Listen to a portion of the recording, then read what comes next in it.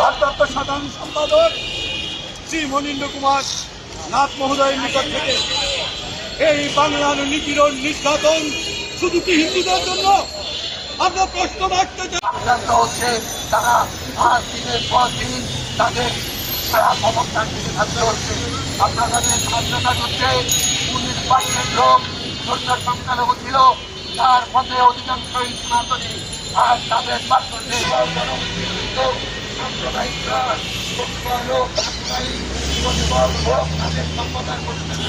বর্তমান হিন্দু সরকার মুসলিম এবং হিন্দু এই দুই সম্প্রদায় যেভাবে অতীতে ভাই ভাই ছিল, এইটা ধ্বংসের জন্য এইখানে এসেছেন এবং তাদের পরিকল্পনাই হচ্ছে বাংলাদেশ থেকে হিন্দু নিধন করতে হবে। এই হিন্দু নিধন পরিকল্পনার যাগযজ্ঞ চালাতে গিয়ে ওনারা আমাদের ভাইদের জীবন্ত পুরাচ্ছে, আমাদের ভাইদের পুলিশ থেকে চাকরি থেকে বরখাস্ত করছে, আমাদের বোনদের ধর্ষণ করছে। আগে অতীতে কখনোই আগে এরকম ছিল না। যখন পাকিস্তান ছিল হিন্দু মুসলিম বিভেদ করতে পারে নাই।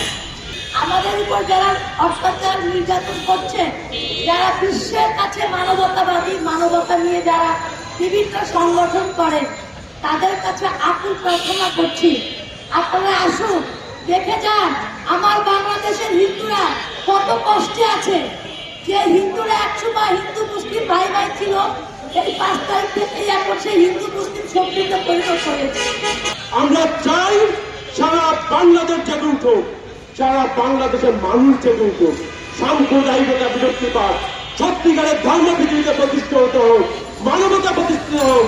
পৃথিবীর ইতিহাসে বাংলাদেশ, আমি বিশ্বাস করি, যেই আকর্ষণ এবং যে উল্লেখিত বিষয় নিয়ে স্বাধীন হয়েছে, সে অবস্থানে পুনরায় ফিরে আসুক এবং ফিরে আসবে। আমরা এখনো আশাবাদী।